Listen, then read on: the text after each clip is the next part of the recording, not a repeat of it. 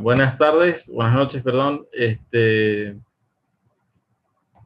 Hoy vamos a ver las ganancias de la segunda categoría. Como siempre, la recomendación es tener el tema leído a partir de la ley, algunas extracciones que nosotros hacemos en los archivos que dejamos colgados en el aula virtual, como para que ustedes tengan una forma de estar guiados en qué estudiar, leer. Bien, recomendarles como siempre el tema de la lectura, del análisis crítico respecto del texto legal y del decreto reglamentario, de la normativa del decreto reglamentario. Y bien, seguimos con la idea del que el parcial sea el 24 de noviembre. No sé si eso ustedes lo pudieron charlar con la profesora Alejandra.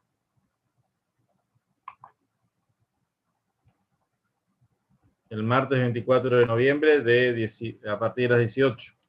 De 18 a 21 sería el parcial. ¿Lo hablaron esto? Perdón. Dijo que hoy va a subir al aula virtual las fechas. Bueno, el primer parcial es esa la que estamos pensando. Yo les había comentado a ustedes hace un par de clases y la idea era, bueno, que pudieran chequear, constatar de que no se le superponía con alguna otra materia de cuarto año, principalmente de cursado normal, no el doble cursado. Así que una vez que ustedes nos dieran esa certeza, es como que quedaba fija la fecha. Igualmente, previo al parcial, vamos a tener este viernes a las 20, en el horario de 20 a 21, nuestro primer trabajo práctico evaluatorio, que lo vamos a hacer a través del aula virtual. Igualmente vamos a comunicar por medio del aula virtual esto que les estoy contando, ¿sí? Va a ser principalmente conceptual y bueno, en esta instancia y en esta oportunidad ustedes van a poder consultar la ley y el decreto como para poder resolver los planteos, las distintas consignas. Bueno, ¿alguna duda que tengan o podemos comenzar?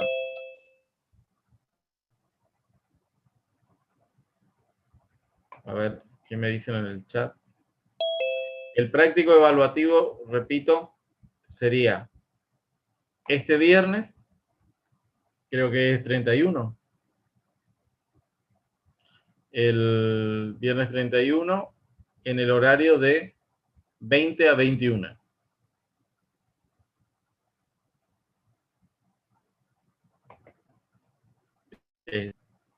¿Quedó contestado?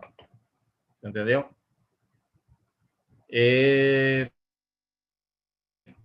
La duda de si aprobar el práctico es condición para rendir. O sea, a ver, tienen que realizar el práctico.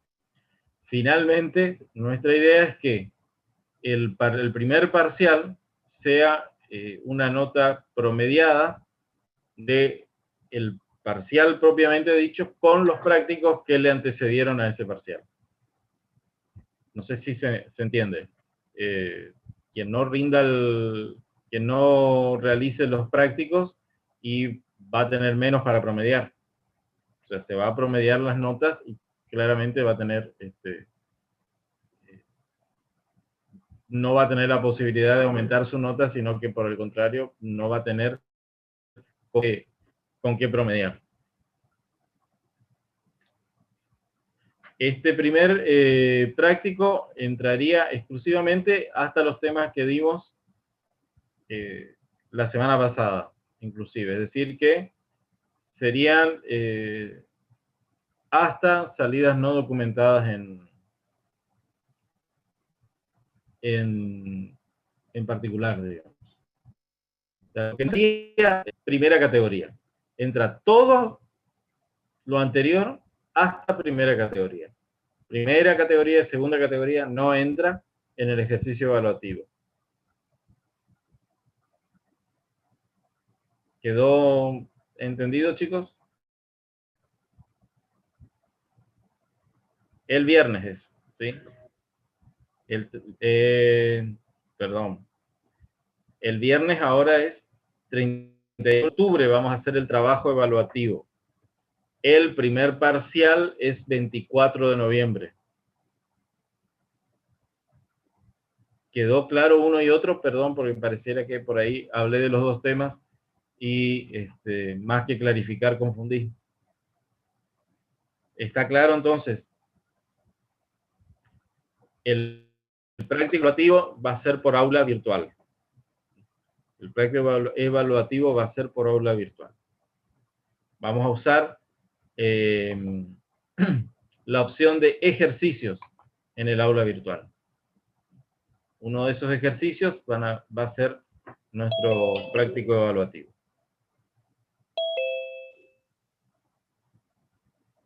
Bien. Ahora, cerrado este tema, vamos a ver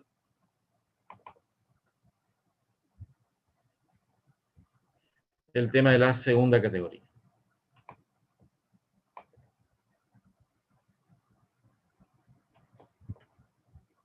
Bueno, las ganancias de la segunda categoría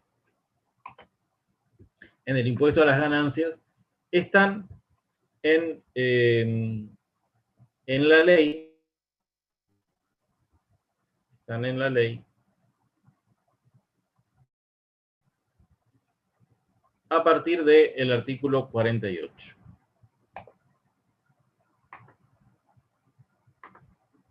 A ver, tengo todavía gente tratando de entrar.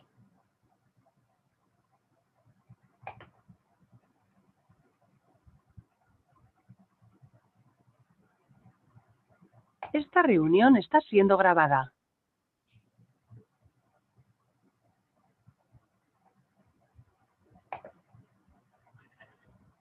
Y el artículo 48 de la ley dice lo siguiente. En tanto no corresponde incluirlas en el artículo 53 de esta ley, constituyen ganancia de la segunda categoría.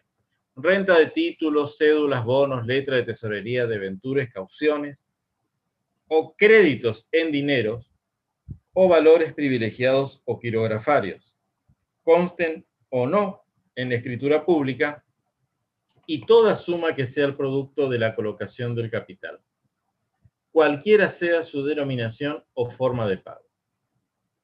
Bien, eso nos da, inciso A del artículo 48, nos da en generalidad, nos define en generalidad todos los conceptos comprendidos dentro del artículo 48, es decir, dentro de las ganancias de la segunda categoría.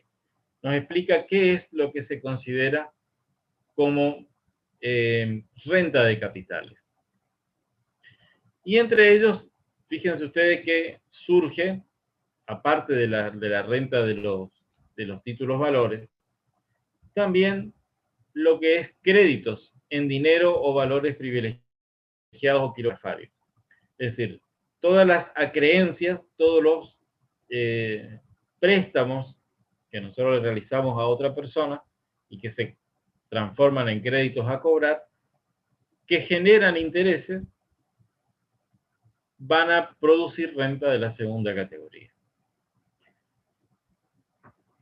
Muchas veces los intereses están estipulados, es decir, expresamente determinados, y a veces no. El artículo 52 de la misma ley establece lo siguiente para cuando no se fijen los intereses. Y dice lo siguiente: cuando no se determine en forma expresa el tipo de interés, a los efectos del impuesto se presume, salvo prueba en contrario, que toda deuda sea esta la consecuencia de un préstamo, de venta de inmuebles, etcétera, devenga un tipo de interés no menor al fijado por el Banco de la Nación Argentina.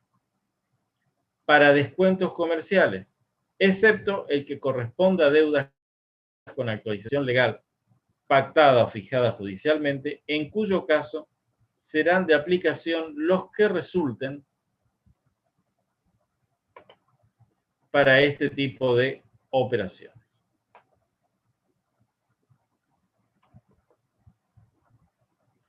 De acuerdo con lo que establezca la reglamentación.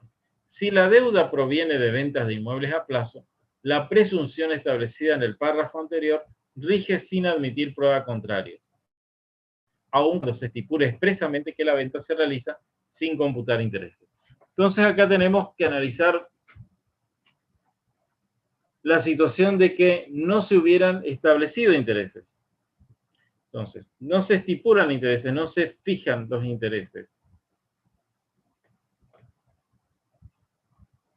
¿Qué implica ello? ¿Que no se van a cobrar los intereses? No. Interés, el interés puede o no cobrarse. Aunque se estipule incluso que no se van a cobrar, puede o no cobrar. Pero la ley presume que sí se cobraron. Y como presume que sí se cobraron, se considera que hubo ganancia grabada. Vuelvo a repetir. Se puede establecer que no se cobran intereses, se puede expresar por escrito de que no se cobran los intereses, pero lo mismo, ese interés va a generar ganancia grabada. Esa es la presunción que fija la ley.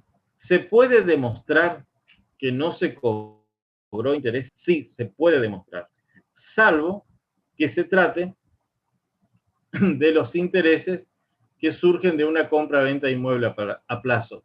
En ese caso, se pueda o no se pueda demostrar, a la ley no le interesa, sino que les pide, les obliga a que declaren renta gravada.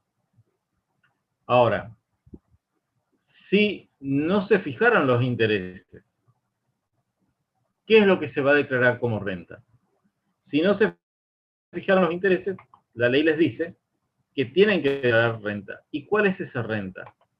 Bueno, ahí les dice la ley que lo que van a declarar es un tipo de interés que por lo menos sea igual al fijado por el Banco Nación Argentina para operaciones de descuentos comerciales. Si hay una actualización legal pactada entre las partes, entonces lo que se va a utilizar no es ese tipo de interés para operaciones de descuento, sino los tipos de interés que resulte corriente en plaza para operaciones similares a aquellas en las cuales tenemos que declarar intereses presuntos.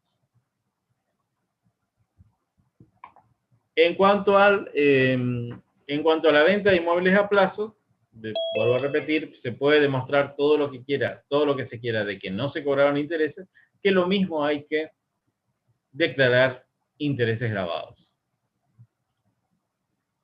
El artículo 125 del decreto reglamentario vuelve sobre este artículo 52 de la ley y dice que a los efectos de lo dispuesto en el primer párrafo del artículo 52 de la ley, el tipo de interés a aplicar será el vigente a la fecha de realización de la operación.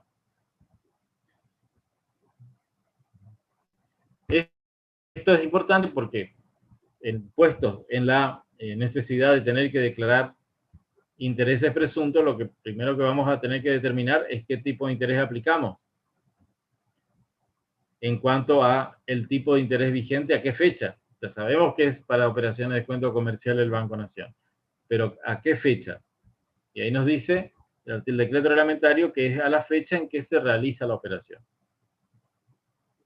no a la fecha de devolución, no un promedio, sino a la fecha en que se efectúa la operación. En los casos de deuda con actualización legal pactada o fijada judicialmente, se considerará como interés corriente en plaza el establecido en el tercer párrafo del artículo 169 del decreto. O sea que tenemos que ir al decreto reglamentario para que nos diga cuál es ese interés en plaza vigente para ese tipo de operación. Volviendo ahora a lo que más dolor de cabeza nos causa, que es la presunción sin admitir prueba en contrario, que es la presunción a que alude el segundo párrafo del artículo 52 de la ley. En los casos de ventas de inmuebles a plazo, será también de aplicación cuando los inmuebles pactados resulten inferiores, los intereses pactados resulten inferiores a los previstos en el primer párrafo de dicha norma. Entonces, el devengamiento de intereses presuntos no solamente se va a aplicar cuando no se fijen intereses, sino cuando también los intereses sean menores a los intereses de operaciones de descuento comercial que cobre el Banco Central, el Banco Nacional Argentino. Entonces, no es que por establecer un tipo de interés bajo, yo diga, bueno, estos intereses surgen de la escritura, entonces voy a declarar estos intereses. Pero si esos intereses que surgen de la escritura son menores a los que establece la ley como tope mínimo, entonces yo tengo que declarar por lo menos el tope mínimo que establece la ley, no lo que surge de la escritura. El artículo 116 del decreto reglamentario habla de la imputación de las sumas recibidas judicialmente. ¿En qué caso? Cuando se gestione el cobro de créditos que comprendan capital e intereses, las sumas que se perciban se imputarán en primer término al capital y cubierto a los intereses, salvo que las partes hubiesen convenido otra forma de los pagos. Es decir que, en primer lugar, se va a atender a lo que establezcan las partes como imputar los pagos. Pero si las partes no dijeron nada en el momento de pactar el crédito o en acordar el crédito, entonces lo primero que se cobra va para satisfacer el capital y después va para cubrir los intereses. Otro tema relacionado con este primer inciso del artículo 48 son las operaciones de pase. Las operaciones de pase de títulos, acciones, divisas o moneda extranjera recibirán el siguiente tratamiento. Bien.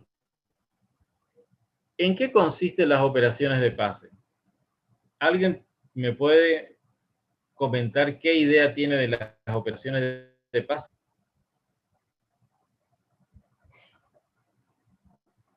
Los escucho.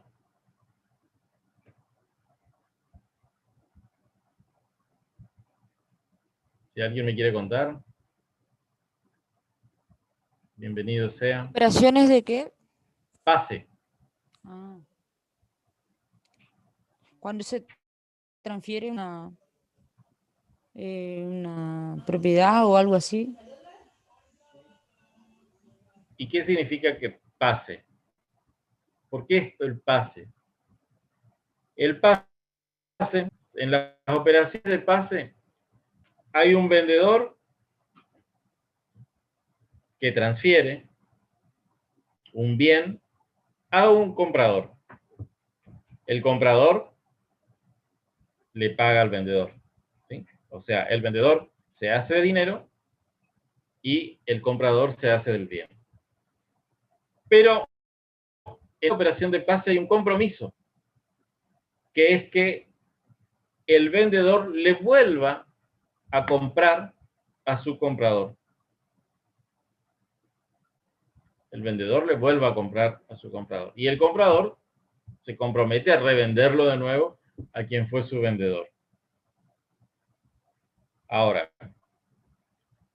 el vendedor obtuvo por la venta supongan ustedes 500 pesos. Cuando él tenga que volver a comprarlo, ¿a cuánto va a pagar? ¿A más o a menos?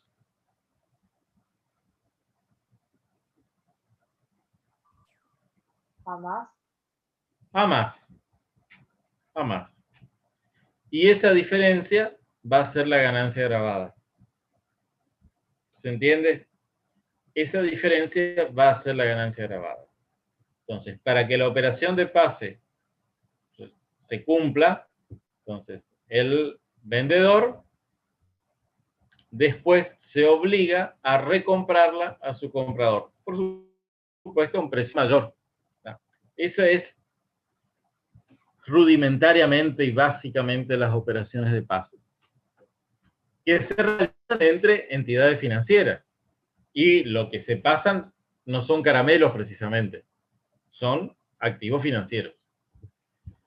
Y se establecen acá dos situaciones. En una es cuando intervengan entidades financieras regidas por la ley 21.526, que es la ley de entidades financieras, y sus modificaciones, o mercados autorregulados bursátiles, que revistan la calidad de tomadores. Para el colocador, recibirán un tratamiento similar al de un depósito a plazo fijo, efectuado en dichas entidades financieras. Y cuando las citadas entidades o mercados actúen como colocadores, para el tomador recibirá un tratamiento similar al de un préstamo obtenido por una entidad financiera. En todos los demás casos, recibirán el tratamiento correspondiente a préstamos. Es decir, como que si se prestara una suma de dinero. Entonces, en el punto A, en el inciso A de este artículo del decreto reglamentario, tenemos, cuando la entidad financiera revista la calidad de tomadores,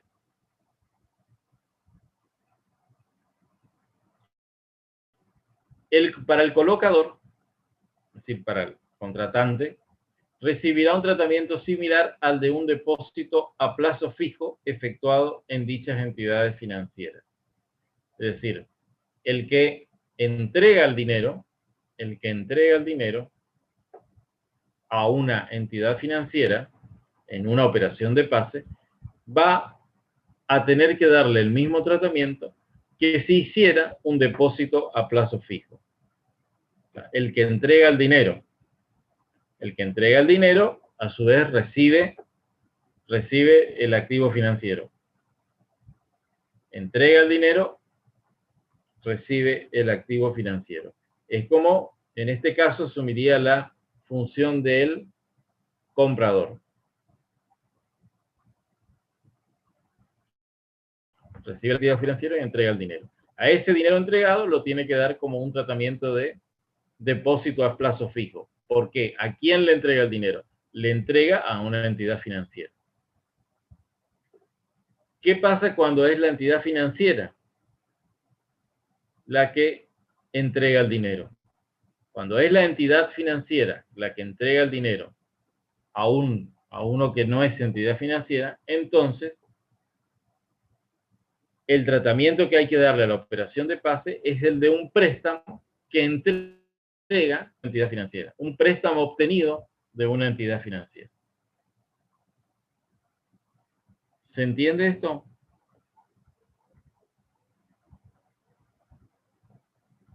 Sí, profe, se entiende. ¿Sí? Bueno, en todos los demás casos, cuando no intervenga una entidad regida por la ley, una entidad financiera o un mercado bursátil, entonces es como si se realizara un préstamo normal, un préstamo común y corriente. Seguimos con el artículo 48. También es ganancia de la segunda categoría los beneficios, la relación de cosas muebles y derechos, y las regalías y los subsidios periódicos. Bueno, la locación de cosas muebles, nosotros tenemos que recordarnos nada más acá que de acuerdo a lo que hablamos en la primera categoría, lo que vieron ustedes ayer, cuando se alquila un inmueble que está amueblado, qué sé yo, que se incluyen el alquiler del televisor, la cocina, lavarropas, acondicionadores de aire, equipo de música, está todo incluido, cama, sillas, mesas. Esos muebles van a generar, por su locación, rentas de la primera categoría y no rentas de la segunda categoría. Para que generen renta de la segunda categoría se tienen que alquilar o rentar o locar individualmente. También nos dice que las regalías y los subsidios periódicos son renta de segunda categoría. Ahora, ¿qué es regalía? La ley, en el artículo 51, define lo que son las regalías. Y esto es una muestra de lo que nosotros llamamos la autonomía del derecho tributario material. Porque el derecho tributario material tiene, en este caso, una autonomía dogmática. ¿Por qué? Porque crea un concepto que va a regir exclusivamente para impuesto a las ganancias. Entonces, se considera regalía, dice el artículo 51, a los efectos de esta ley. Es decir, que en el ámbito financiero, económico, comercial, pueden existir infinitos otros conceptos de lo que son regalías. No importa. A la ley de impuesto a la ganancia, lo que le importa es cómo define la propia ley al concepto de regalía. Para la ley de impuesto a la ganancia, esto es regalía y no otra cosa. Y para la ley de impuesto a las ganancias, regalía es toda contraprestación que se reciba en dinero o en especie por la transferencia de dominio, uso o goce de cosas, o por la cesión de derechos, cuyo monto se determina con relación a una unidad de producción, venta, explotación, etc. Cualquiera que sea la denominación asignada. Repito, contraprestación que se reciba en dinero o en especie. Primer característica que tiene la regalía. La contraprestación puede ser en dinero o en especie. Por la transferencia del dominio, del uso o del goce de cosas. O por la cesión de derechos. Esa es la siguiente característica. ¿Qué origina la regalía? Transferencia de dominio, uso o goce de cosas o cesión de derechos. Y la tercera característica es el monto, cuyo monto se determine con relación a una unidad de producción, venta, explotación, etcétera, cualquiera sea la denominación asignada. Es decir que la retribución tiene que estar en función directa a la unidad de producción, venta, explotación, etcétera. No tiene que ser un monto fijo. Si está un monto fijo, estamos más cerca del alquiler que de las regalías. Esto es regalías a los efectos de la ley de impuesto a las ganancias. El artículo 48, en el inciso C, habla de las rentas vitalicias y las ganancias o participaciones en seguros sobre la vida, que también es renta de la segunda categoría. Los beneficios netos de aportes no deducibles provenientes del cumplimiento de requisitos de planes de seguro de retiro privado administrados por entidades sujetas al control de la Superintendencia de Seguro de la Nación, en cuanto no tengan su origen en trabajo personal. Ya lo hablamos esto, pero vamos a volver a repetirlo. Es lo que yo recibo, el beneficio que yo recibo una vez que me retiré. Entonces, todo eso que me devuelven es renta.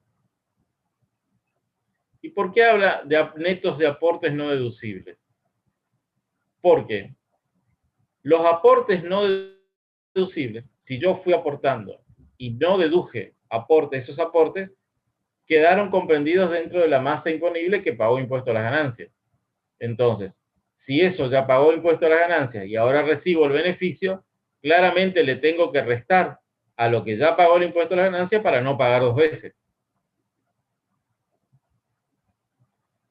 Lo que no estar son los aportes deducibles. Los aportes deducibles ya no pagaron impuesto a las ganancias en un momento. Pero si ahora me los pagan, ahora me los dan, entonces este es el momento en que tengo que pagar el impuesto a las ganancias.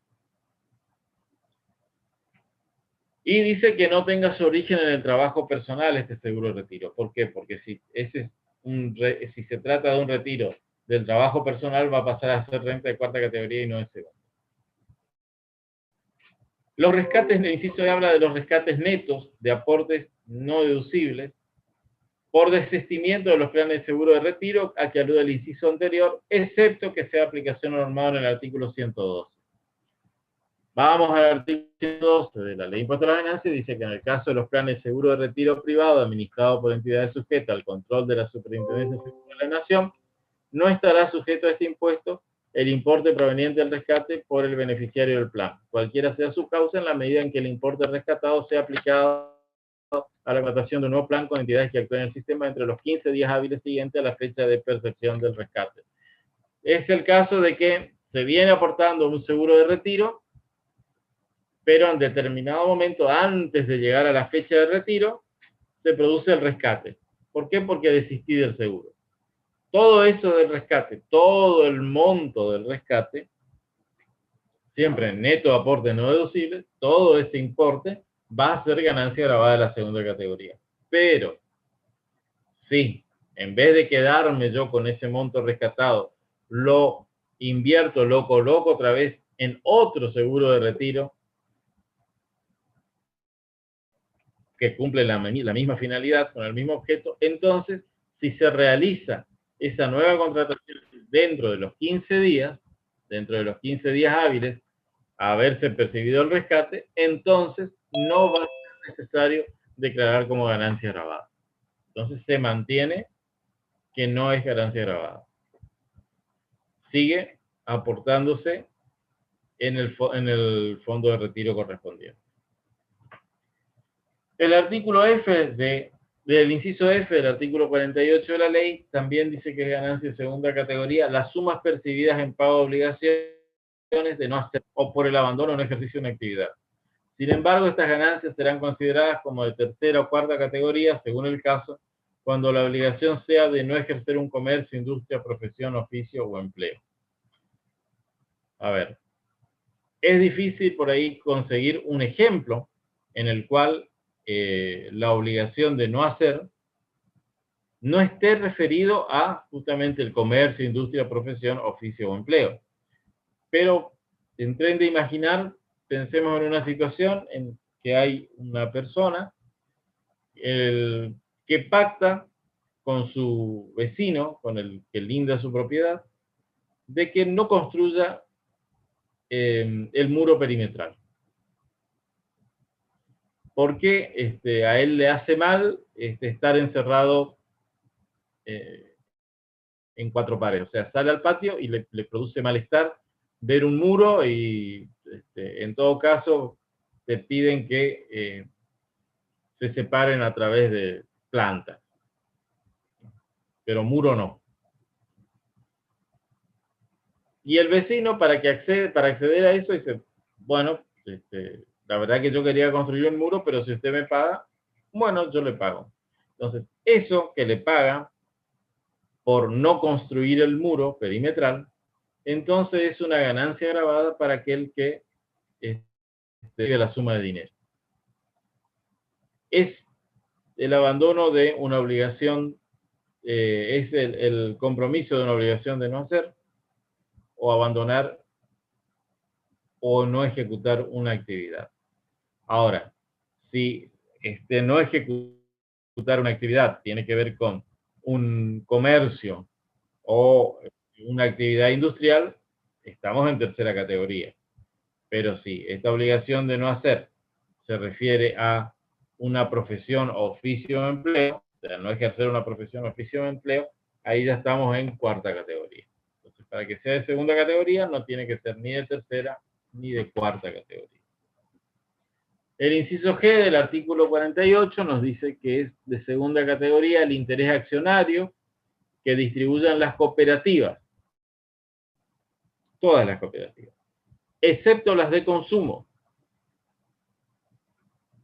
¿Alguien me puede decir por qué este artículo 48 en el inciso G exceptúa las cooperativas de consumo? ¿Qué pasa con las cooperativas de consumo y el interés accionario que distribuyen a sus accionistas?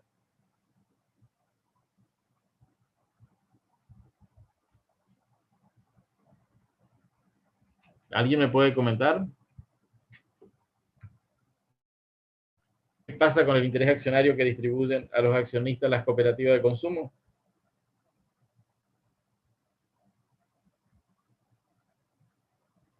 ¿Es renta grabada o no? Están exentas. Está exento. Está exento, muy bien. Y después, ¿por qué dice cuando se trate de cooperativa denominada de trabajo resultará de aplicación lo dispuesto en el artículo 82, inciso E? Vamos al artículo 82, inciso E, y nos dice el artículo 82 que trata de la renta del trabajo personal, dice, constituyen ganancias de cuarta categoría las provenientes de los servicios personales prestados por los socios de sociedades cooperativas mencionados en la última parte del inciso G del artículo 48, que trabajen personalmente en la explotación, inclusive el retorno percibido por aquellos. Entonces, el retorno percibido por los socios de las sociedades cooperativas de trabajo son rentas de cuarta categoría y no de segunda. El inciso H del artículo 48 de la ley nos dice que los ingresos que en forma de uno o más pagos se perciban por la transferencia definitiva de derechos de llave, marcas, patente, invención, regalías y similares, aun cuando no se efectúen habitualmente esta clase de operaciones, también van a ser rentas de la segunda categoría. Y aquí vuelve a aparecer las regalías, pero en este caso no la percepción de regalías, sino la transferencia del derecho a percibir regalías. Entonces, cuando se transfieran en forma definitiva todos estos derechos, la contraprestación por la transferencia genera rentas de la segunda categoría. Y dice la norma, aun cuando no se efectúa habitualmente esta clase de operación. Entonces, no es necesario ser habitualista en transferir llaves, patentes de invención, regalías y similares para obtener renta de la segunda categoría. Entonces, quiere decir, a ver, yo tuve una iluminación así de esas que no ocurren habitualmente y inventé un artículo que le soluciona la vida a la gente y todo el mundo lo quiere. Fue de casualidad. O sea, lo descubrí fortuitamente. No me dedico a producir aparatos ingeniosos que le solucionan la vida a la gente. Entonces, no soy habitualista. La pregunta es, ¿lo que yo reciba por la transferencia de esa patente, de ese invento, está grabado por el impuesto a las ganancias? Y lamentablemente, sí. Lamentablemente para el inventor, porque el artículo 48 dice, aun cuando no se efectúen habitualmente esta clase de operación.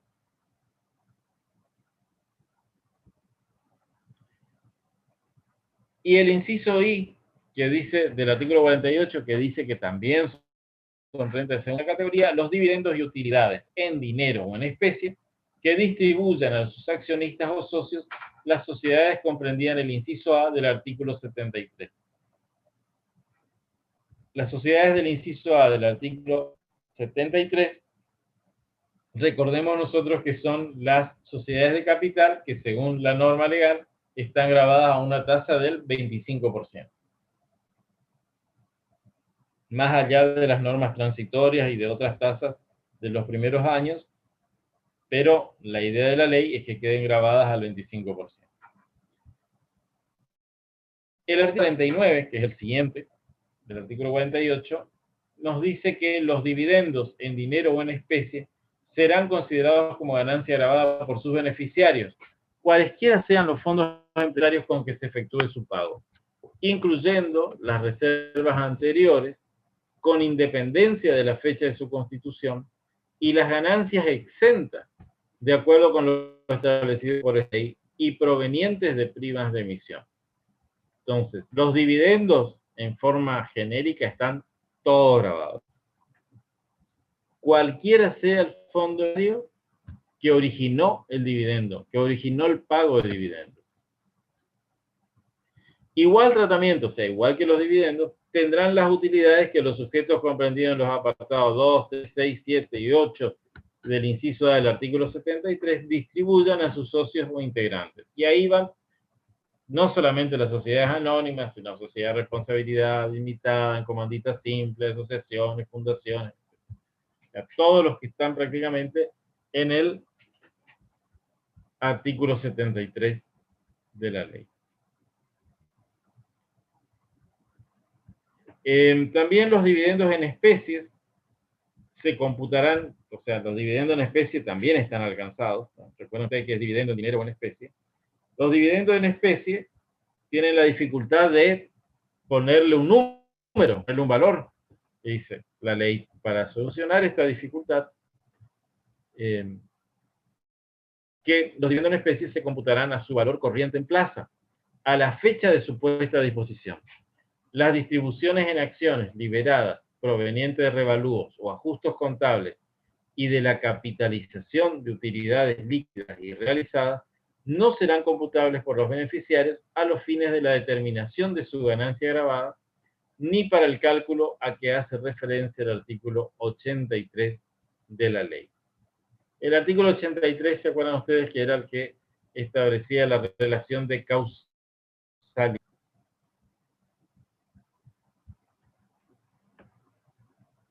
En el caso de rescate total o parcial de acciones, se considerará dividendo de distribución a la diferencia entre el importe del rescate y el costo computable de las acciones. Tratándose de acciones liberadas, se considerará que su costo computable es igual a 0 y que el importe total del rescate constituye dividendo grabado.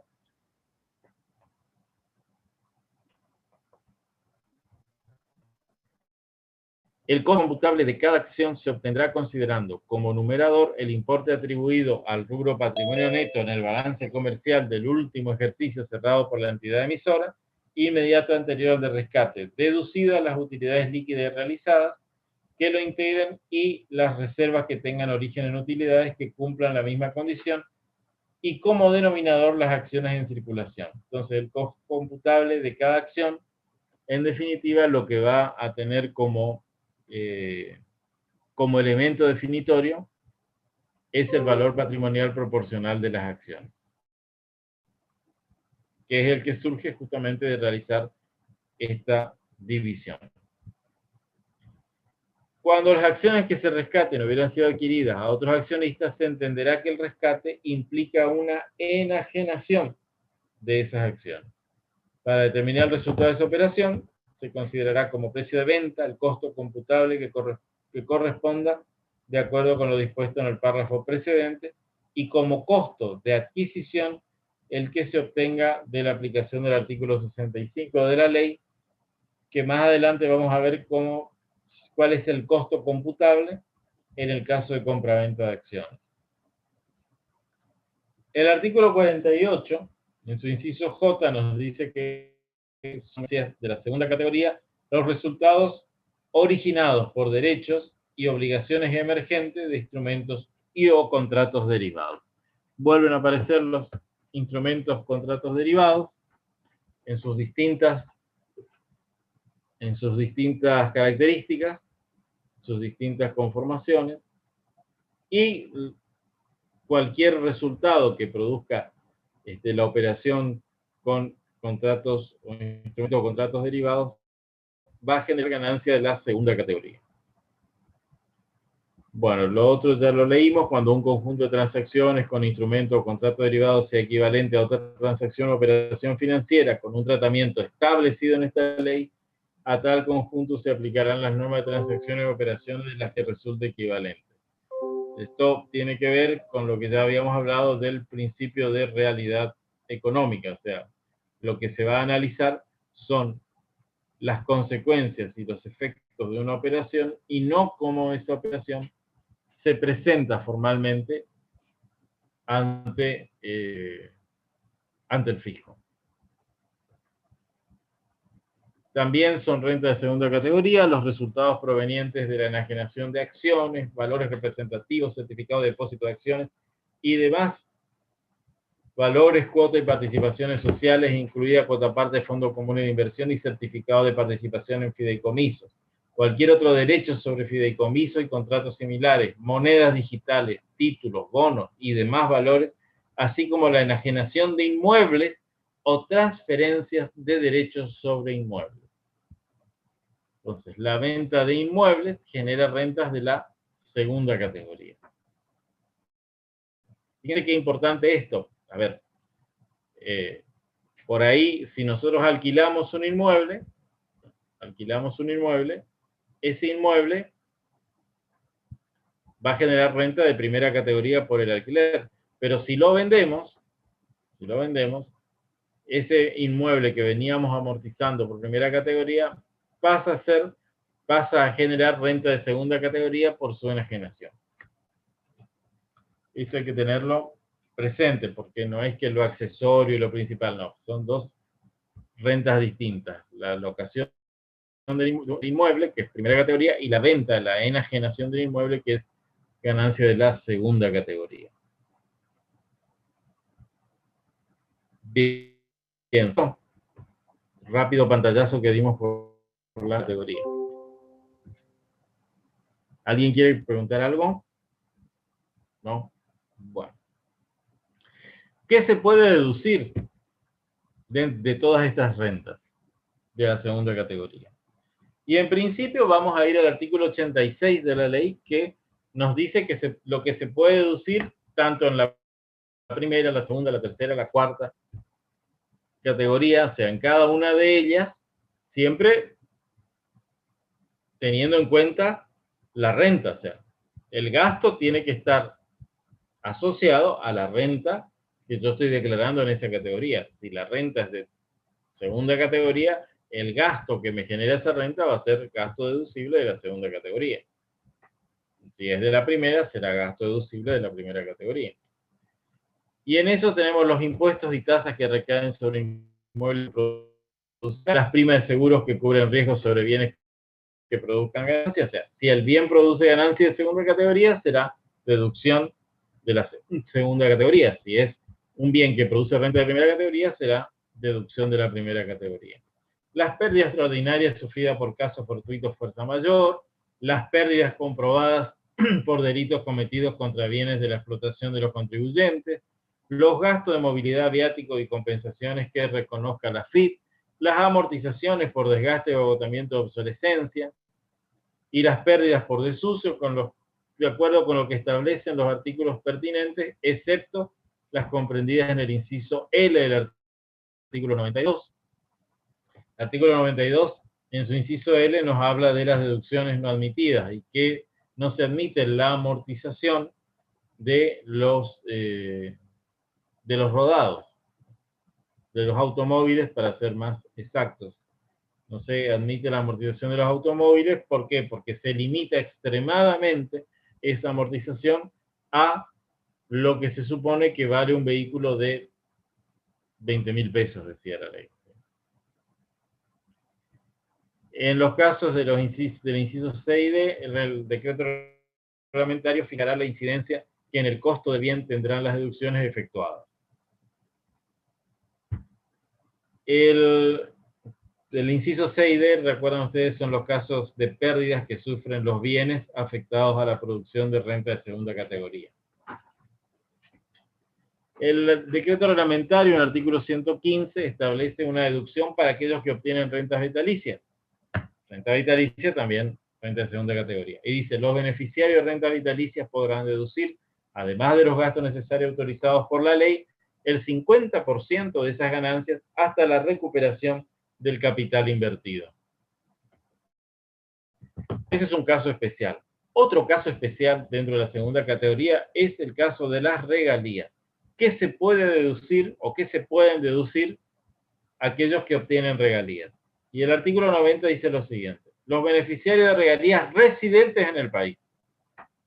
Primera condición, no todos se pueden deducir. Para poder deducirse,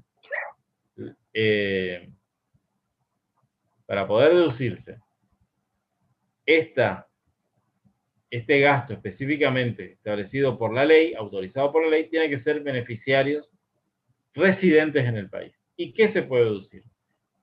Inciso A, cuando las regalías se originan en la transferencia definitiva de bienes, cualquiera sea su naturaleza, pueden deducir el 25% de las sumas percibidas por tal concepto, o sea, el 25% de las regalías, hasta la recuperación del capital invertido, resultando a este fin de aplicación la disposición de los artículos 62, 67, 69 y 78 según la naturaleza del bien transferido.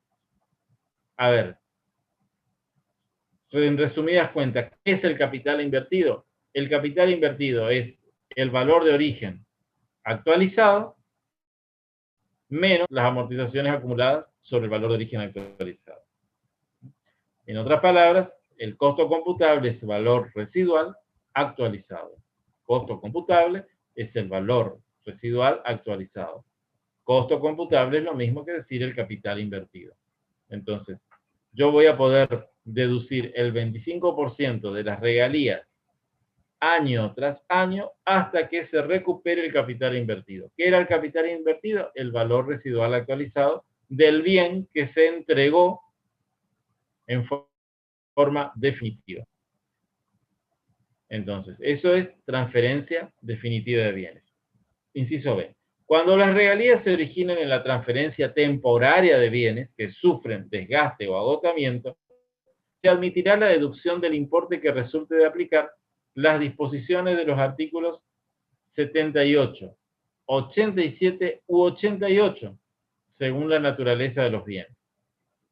Entonces, en este caso, si la transferencia es temporaria, lo que yo voy a poder descontar de las rentas grabadas, de las regalías grabadas, son las amortizaciones de los bienes transferidos temporariamente. Son las amortizaciones de los bienes transferidos temporariamente. Sigue diciendo la ley. Las deducciones antedichas serán procedentes en tanto que se trate de costos y gastos incurridos en el país. En caso de tratarse de costos y gastos incurridos en el extranjero, se admitirá como única deducción por todo concepto, recuperación o amortización del costo, gasto por la percepción del beneficio, mantenimiento, etcétera, el 40% de las regalías percibidas. O sea, eso es todo lo que puedo deducir en el caso de que se trate de costos y gastos ocurridos en el extranjero. O sea, el inciso A y el inciso B se refiere a costos y gastos incurridos en el país.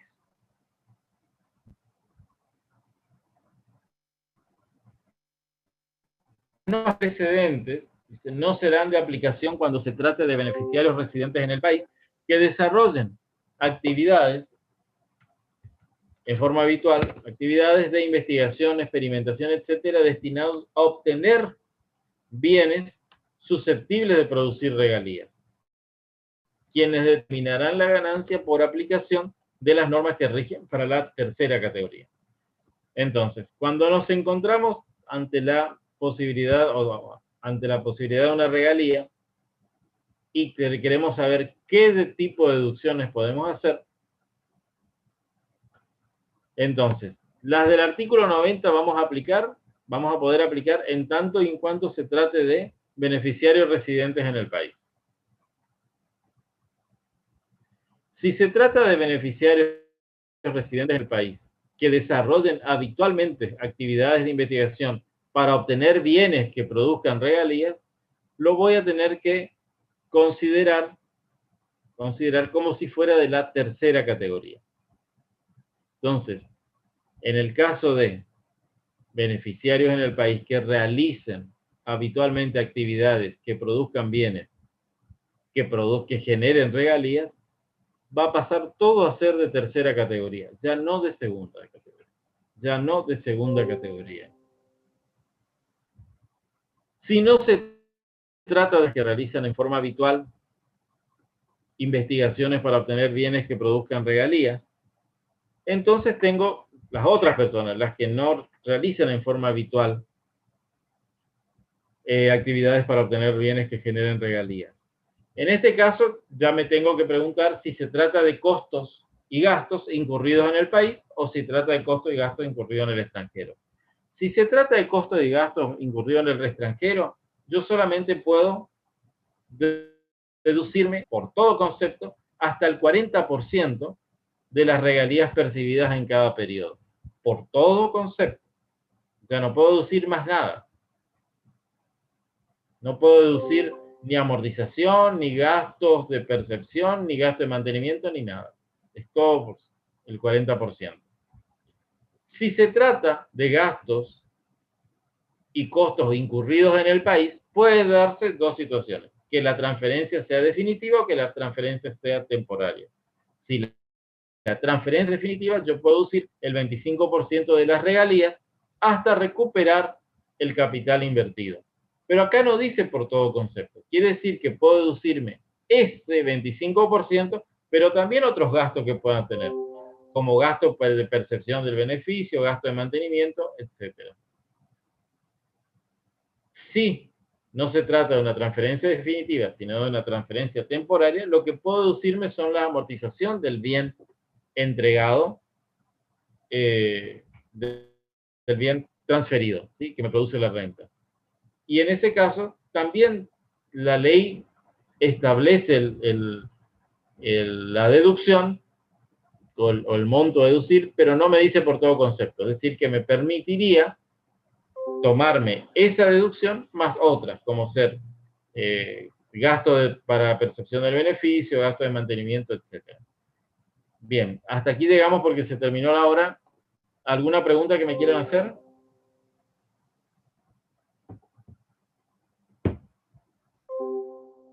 Perdón, ¿alguna pregunta que me quieran hacer?